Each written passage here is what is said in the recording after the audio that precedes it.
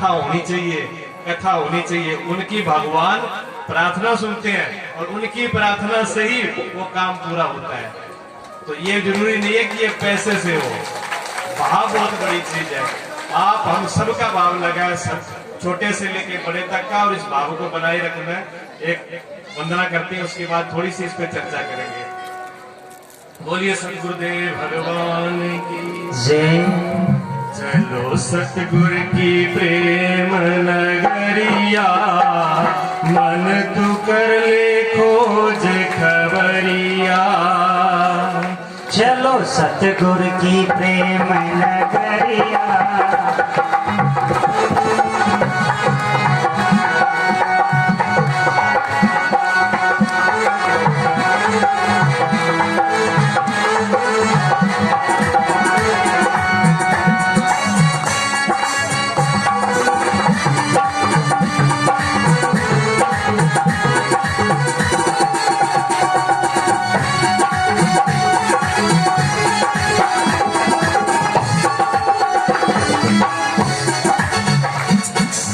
मिला तुझको ये तन, कर ले हरि का भजन। मिला तुझको ये तन, कर ले हरि का भजन। फूट जाएगा नर्तन गगरिया। चलो सतगुर की प्रेम नगरिया, मन कर ले तो खोज खबरिया। चलो सतगुर की प्रेम नगरिया, मन कर ले तो खोज खबरिया।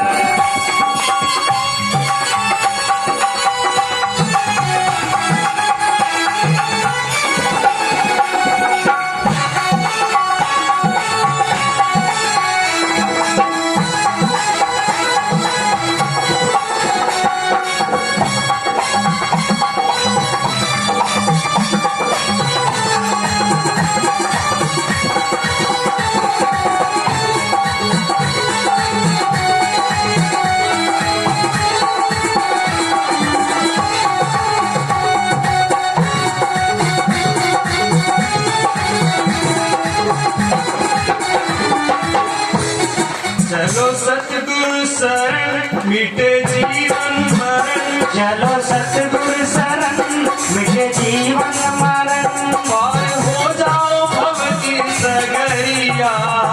पार हो जाओ भव की सगरिया, मन कर ले तो खोज खबरिया। चलो सतगुर की प्रेम नगरिया, मन कर ले तो खोज खबरिया। चलो सतगुर की प्रेम नगरिया, मन कर ले तो खोज खबरिया। जय हो।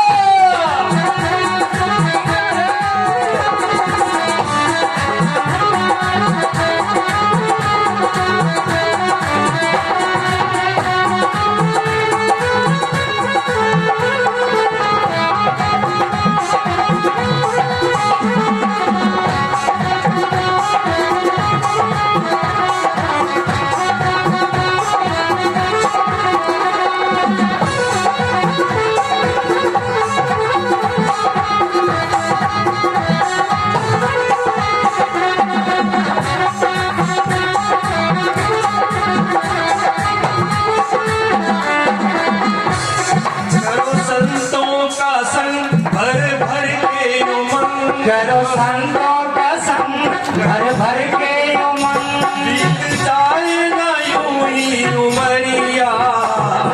जाए ना यूं ही उमरिया, मन कर ले तो खोज खबरिया। चलो सतगुर की प्रेम नगरिया, मन कर ले तो खोज खबरिया। चलो सतगुर की प्रेम नगरिया, मन कर ले तो खोज खबरिया।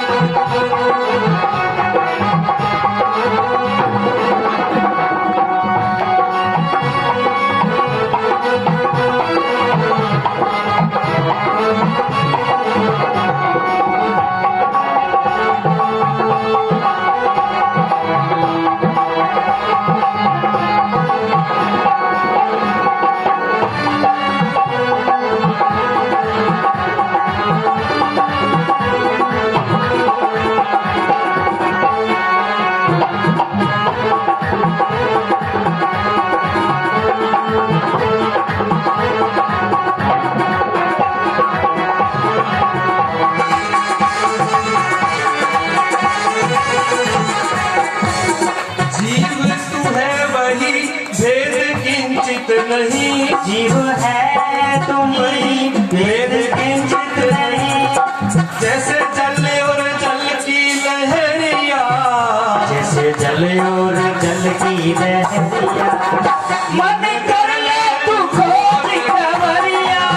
चलो सतगुरु की प्रेम नगरिया, कर ले तू खोज खबरिया।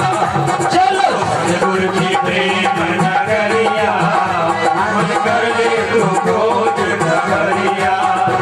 चलो सतगुरु की प्रेम नगरिया, मन कर ले तू खोज खबरिया।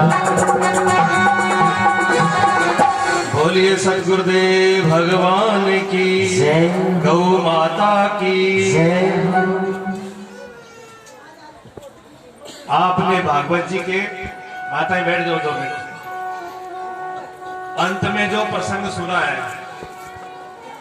सुदामा जी का और भगवान कृष्ण का, अभी उसका आप सुन कर रहे, जानकी के भी दर्शन कर रहे थे। ये जो है कथाएं नहीं है, ये हमारे जीवन का सत्य है। कथा तो कहानी तो ऐसी होती है, मन गढ़ंत और सुन ली और इधर से इधर निकाल दी, लेकिन ये ऐसी नहीं है। ये भगवान की जो कथाएं हमारे जीवन की कथाएं हैं, भगवान की, भगवान और हमारे साथ जो संबंध है, ये उसका हकीकत है। सुदामा जी एक गरीब है और भगवान द्वारकाधीश है। जीव एक गरीब अवस्था में है और भगवान तो संपूर्ण विश्व के राजा है, तीनों लोकों के राजा है। अब आप सभी जानते हैं कि संबंध हमेशा बराबर वाले में होता है। संबंध हमेशा बराबर वाले में होता है। अमीर के बराबर अमीर बैठता है, गरीब के बराबर गरीब बैठता है। गरीब को किसी बड़े व्यक्ति के साथ गद्दी पे बैठना आसान नहीं है, लेकिन सुदामा जी को भगवान ने अपने बराबर आसन दिया और अपने आंखों के आंसू से उनके चरणों को भरा। ये हकीकत है, ये भगवान कर सकते हैं, लेकिन कब कर सकते हैं? सुदामा जी का जीवन देखिए आप। प्रेम, ये ताकत किस में है? ये ताकत सिर्फ प्रेम में है। आप प्रेम से किसी को भी झुका सकते हो। 3 लोक का मालिक है, वो भी आपके घर में आके नौकरी करने लगेगा। धन्ना जाट का नौकर बन गया, अर्जुन का रथा का, दोनों के नौकर बने ना। भगवान प्रेम के बस में नौकर बन जाते हैं, दास बन जाते हैं। कुछ भी बना लो आप, आपके बेटा बन जाते हैं। जिस भाव में आप बुलाते हैं उसी में हाजिर हो जाते हैं। ये ताकत सिर्फ एक प्रेम के अंदर और किसी में नहीं है। ये हमारे जीवन के अंदर अगर नहीं आया तो 9 दिन कथा नहीं, 9 महीने कथा नहीं, 90 दिन नहीं, 90 साल तक कथा सुनो, कोई मतलब नहीं है। फिर ये समझना कि हमने बेकार किया जीवन में। हमारे जीवन में अगर प्रेम आ गया, प्रेम बांधता है, प्रेम जोड़ता है, प्रेम झुकता है और प्रेम झुकाता है। प्रेम से सारे रिश्ते चलते हैं। माँ बेटे के अंदर प्रेम खत्म हो जाए, रिश्ता नहीं रहेगा। पति पत्नी के बीच में प्रेम खत्म हो जाए, रिश्ता नहीं रहेगा। बेटे और बाप में प्रेम खत्म हो, रिश्ता नहीं रहेगा। गुरु और शिष्य के बीच में प्रेम नहीं हो, कोई गुरु शिष्य का नाता नहीं है, कोई जात पात नहीं है, कोई वर्ण नहीं है, कोई कुल नहीं है, कोई संबंध नहीं है किसी के साथ। भगवान की आपकी जाति क्या है? क्या आपकी जाति और भगवान की जाति आप एक है? जो आपके साथ उसका मेल होगा, रिश्ता होगा। सिर्फ प्रेम ही भगवान की जाति है। भगत और भगवान के बीच में अगर प्रेम नहीं है तो सारे रिश्ते खत्म हो जाते हैं। प्रेम जीवन में सबसे अगर कीमती चीज है, सबसे मूल्य है, जीने का आधार है। अगर हमारे प्राण है तो वो प्रेम है। जिस व्यक्ति के अंदर अगर प्रेम नहीं है, वो व्यक्ति देखने में जिंदा है, प्राण आ रहे हैं। ऐसे तो जो लोहार की देखी ना आपने धोखनी, वो जब लोग गर्म करते हैं तो वो उसमें सांस तो वो भी लेती है, उसमें भी हवा आती है जाती है। तो ऐसे इस धोखनी में सांस आए और जाए, लेकिन ये मुर्दा है बिना प्रेम के। प्रेम से ही व्यक्ति जीवित होता है, प्रेम से ही मालूम पड़ता है कि जीवन है। हमारे जीवन में ये प्रेम आ जाए तो कोई दिक्कत नहीं होगी। न घर में होगी, न परिवार में होगी, और ना इस गौशाला में होगी। गौशाला में जितने भी सेवा करने वाले हैं और जो भी यहाँ पर आए हुए, चाहे वो उनके पास कैसा भी पद हो, चाहे बिना पद के हो, चाहे कोई यहाँ का अध्यक्ष हो, चाहे सचिव हो, चाहे मंत्री हो, चाहे बिल्कुल भी कोई ना पद पे हो, उनके अंदर सबसे पहले यही आ जाए कि हम सबके साथ प्रेम से व्यवहार करेंगे, गौ माता का भी प्रेम से ही सेवा करेंगे। छोटा आ जाए, बड़ा आ जाए, 1 रुपए देने वाला आ जाए, लाख रुपए देने वाला आ जाए, बिल्कुल एक पैसा ना दान दे ऐसे व्यक्ति आए, उसके सम्मान में और प्रेम में फर्क नहीं आना चाहिए। ये गौशाला में कभी कमी नहीं आएगी। अगर इसमें भेदभाव किया गया, अपने अहंकार को आगे रखा, चाहे वो फिर अध्यक्ष हो, चाहे वो किसी पद का हो, अहंकार को कोई भी सहन नहीं करता। ब्रह्मा जी का ये अहंकार बर्दाश्त नहीं है, इंद्र भगवान इंद्र देव का भी अहंकार बस नहीं है। अहंकार किसी का भी स्वीकार्य नहीं है, किसी को भी। आप विचार कीजिए, भगवान के सामने हम क्या लेके जाएंगे?